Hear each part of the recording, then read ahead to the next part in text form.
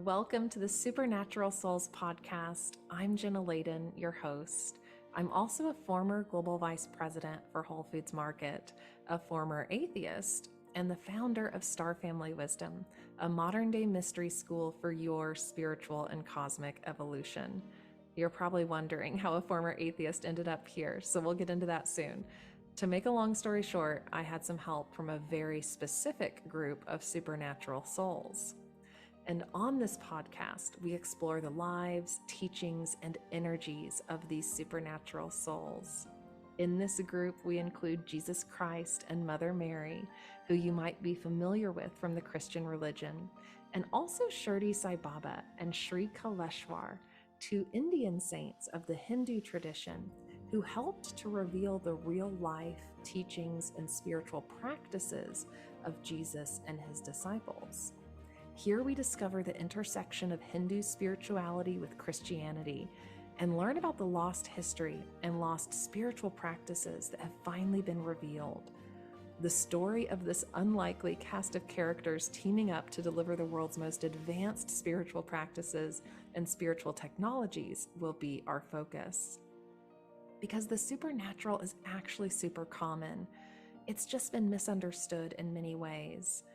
In fact, Jesus remembered and activated his supernatural abilities in India with the use of powerful mantra and yantra systems, which were recently found in the ancient Indian palm leaf manuscripts and brought to the world by Saint Sri Kaleshwar. It's not often you find a Jesus temple in an Indian ashram, but after accessing his own past life memories of living and working with Jesus, Saint Sri Kaleshwar accepted his mission to reveal the truth. Sri Kaleshwar took his Mahasamadhi and left Earth in 2012, but he left behind an extraordinary group of healers, students, and some of the most important knowledge in the world. Here we interview the followers and students of Sri Kaleshwar and Shirdi Sai Baba, welcoming the energy, love, and wisdom of these supernatural souls into our lives.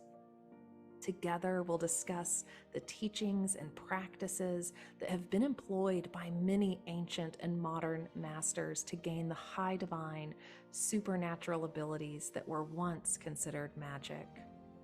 So as we explore the lives and wisdom of these supernatural souls and their students, may we all remember ourselves as supernatural souls and embody the true teachings and wisdom of the many masters who have walked before us.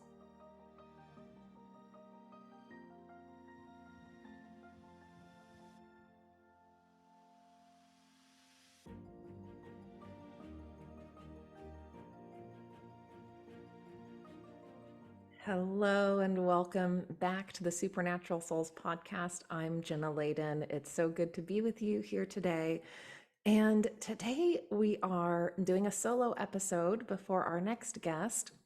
And I want to talk about balancing the four knowledges and this path to becoming the new human, this path to embodying our true power, because that's the path we're on. This, tradition is a Shakti path, a power path, a path of really understanding the power of God. And as a human, how do we hold that, and how do we create the right balance in our lives, in our field, that allows us to come into harmony with the divine?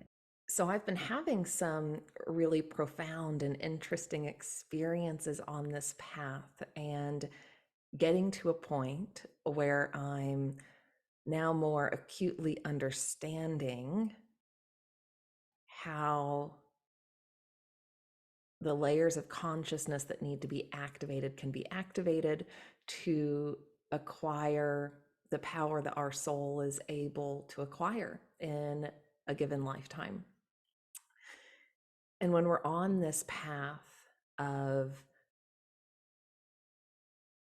connecting with God power, realizing that God power, there's a couple of paradoxes that exist. One I've realized is that while there are a lot of reasons certain people may have power in different lifetimes, some of those being karmic in nature, to attain true God power, one has to not want that power. So that's the paradox, when we reach a point of having such desire for power or control or whatever that is for us, we're going to block our ability to truly embody that and receive it.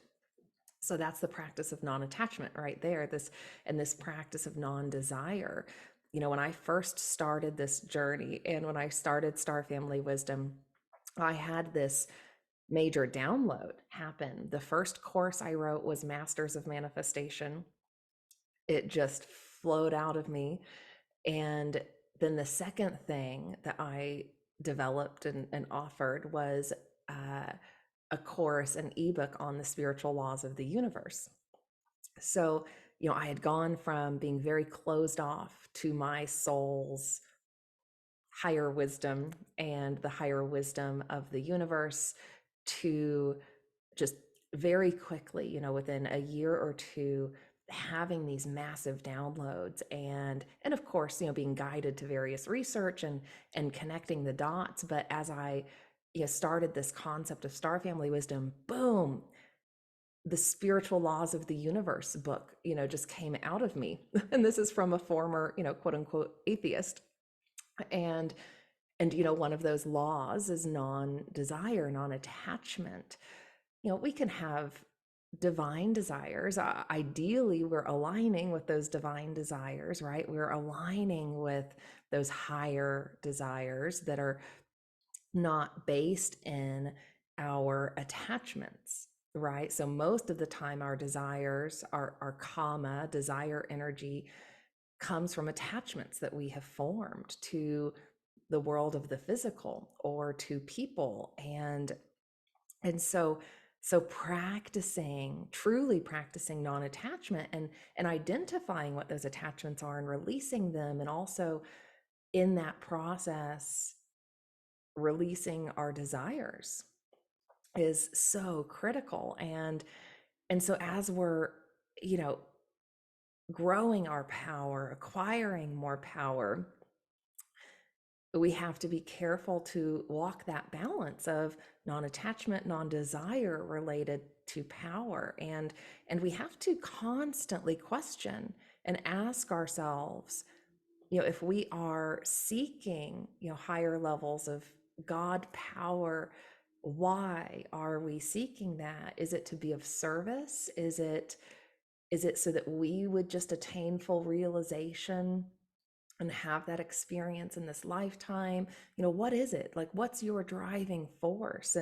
And when you acquire that, what are you doing with it? So, we've got to be, very intentional with Divine Mother, Divine Father about that, about, what are we doing with our full power to be able to receive it and call it back to us. So we'll talk about, balancing the four knowledges in a moment, but this also becomes this process of actively calling back our power, because through all of the lifetimes we've had, we've given up our power, right? Through these attachments, through desires, through traumas that have occurred, and we've given our power over to something or someone. And as we go through our healing and transformation journey, part of what we're doing is releasing that, negative energy, those negative beliefs, any aspect of our operating system, right, that is being driven by past trauma, past attachments, and these moments where we've given our power over to others. So this is about, coming back into alignment with who we really are. And in that process, as we're healing those parts of ourselves that have experienced, that loss of power, as we have, experienced those wounds, as we're healing those, we are also calling back our power and saying out loud, that we are calling back our power. I am calling back all of my power from all times, places, and people, right? We are pulling back to ourselves the power that is ours, that is our soul's power. So we have multiple layers of power acquisition, that's happening in this process, one of which is just returning our soul's field, our energy field in this life to its most whole place that it can be. We want to be embodying as much of our soul's power as we are able to in this one lifetime. And as we do that, then we are setting ourselves up for the next lifetime to become even more powerful beings. And I like to, again, go back to that place of thinking about power as love, right? Power is power. It can be wielded in a lot of different ways. We've seen that on this planet.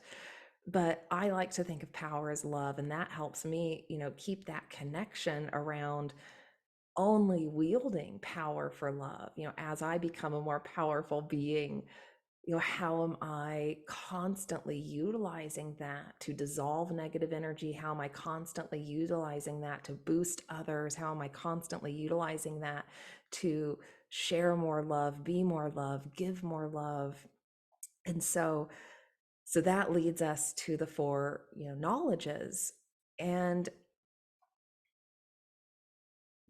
to, be gifted with higher levels of power, we must have balanced the four knowledges, and the four knowledges being Satya, Dharma, Shanti, Prema, truth, duty / destiny, peace, and love. For anyone who's studied other traditions, you might be familiar with the four directions in maybe North and South American shamanism or Native American culture. So many cultures honor the four directions, and Hindu culture, there's an honoring of the four directions in various ways. We see that in Vastu, and so you can think of the four knowledges as the four directions.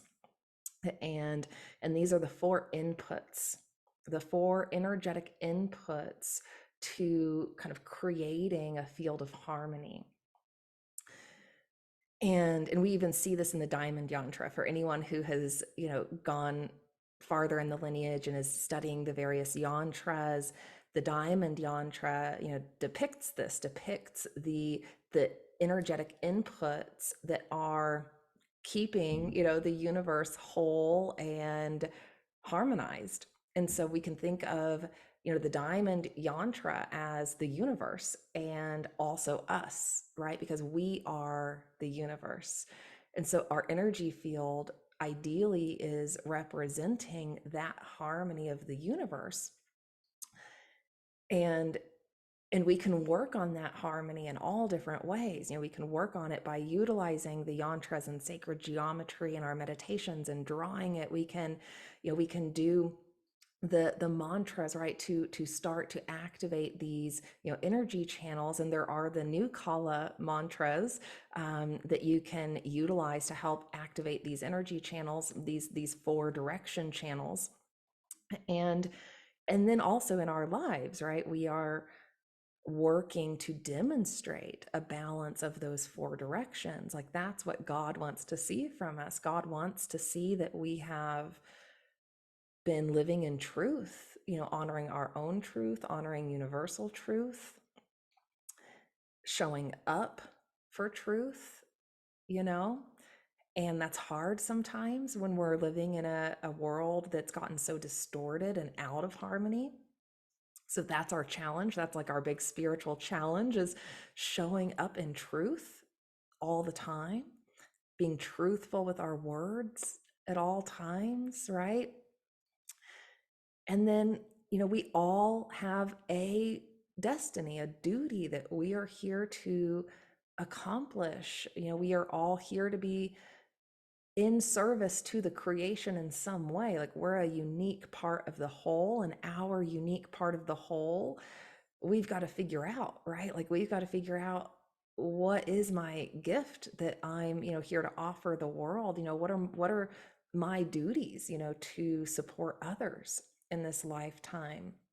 That could be, the beautiful dharma of being a father or a mother, and devoting yourself to the divine, upbringing of that child. It could be, like what I experienced in the first part of my life and career, which was being a leader and being responsible, for all of these people and their well-being and the success of our work. And that was my duty. My duty was to show up every day for these people and and live that. And so, and sometimes, the dharma we find ourselves with, might not be our total like desire at all times, right? That's where we have to be walking that balance of figuring out, okay, well, are my desires these attachments and, lower, less divine desires?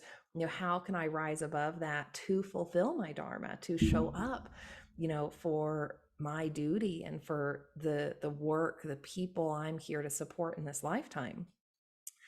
And so as we find that and figure that out and start walking that path, that's helping us align with that harmony that brings us more universal power.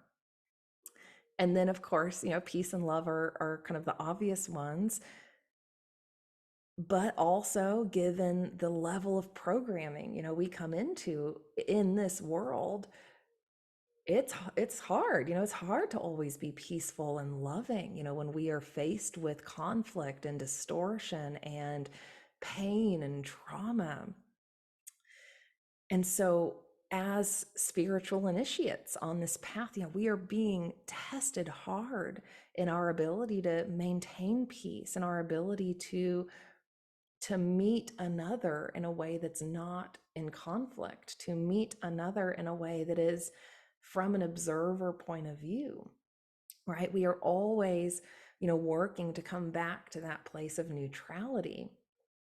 And the beautiful thing is, as we balance these four knowledges in our life, we do come back to that state of neutrality. It's much easier to most of the time, hold that just center point, of not allowing your energy to swing between the polarities, right? Because we're living in a universe, especially in this dimension, it's programmed for polarity. Like that's the point of this experience, is for us to experience the polarity of mother father, the polarity of good, bad, dark, light. We experience all of it, and mother is all of it, right? And so we're here to gain an appreciation for the polarity that exists.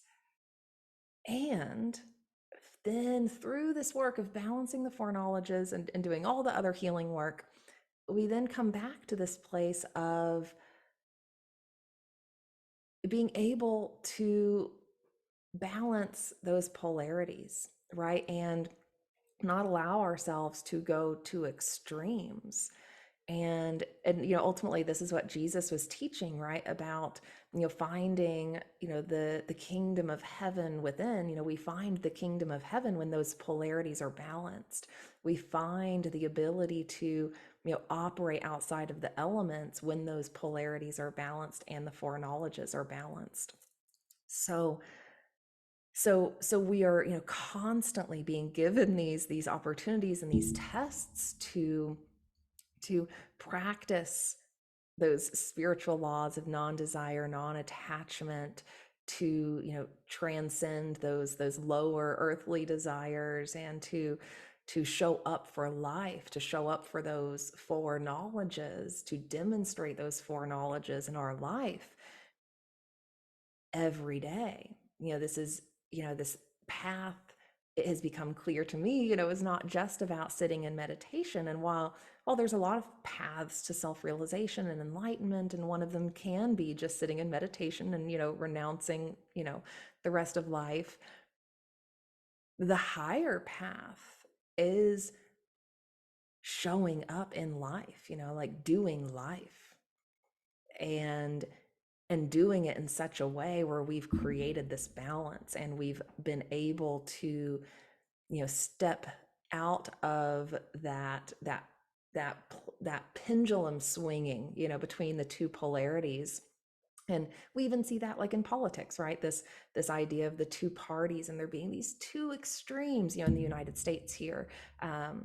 Some other countries experience, the same. And so we want to find that middle path, right? Like that's what Buddha taught, was the middle path. And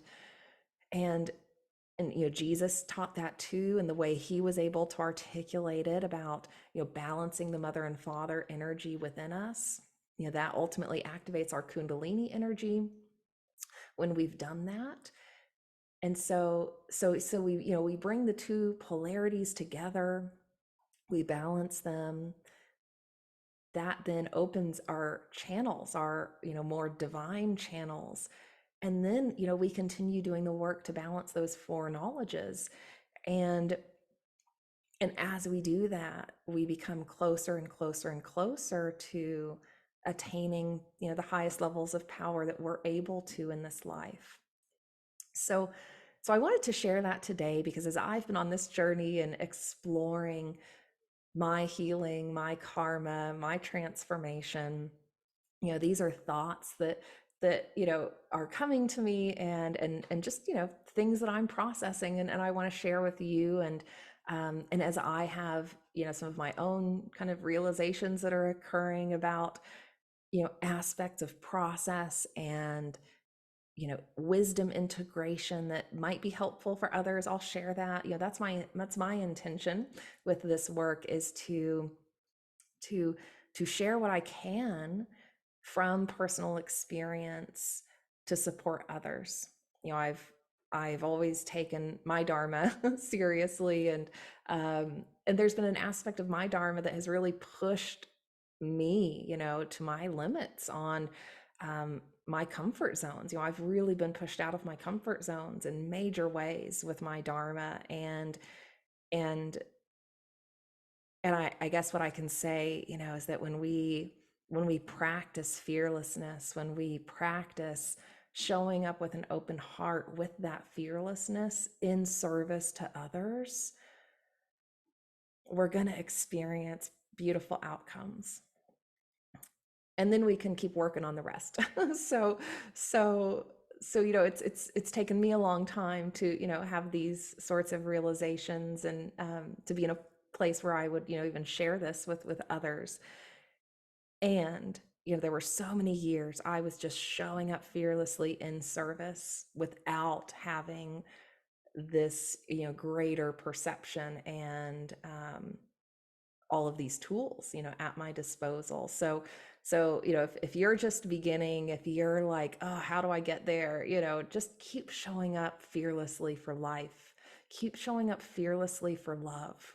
Like that's all it's about. And I think sometimes we get like all excited, and we put pressure on ourselves about reaching certain milestones and achieving certain goals, and especially as we see others, we can fall into comparison, and that, breeds judgment, right? So we have to be so careful about all of that, because everyone's journey is sacred, everyone's journey is special, everyone's journey is important, everyone's soul is experiencing what they need to experience in this lifetime.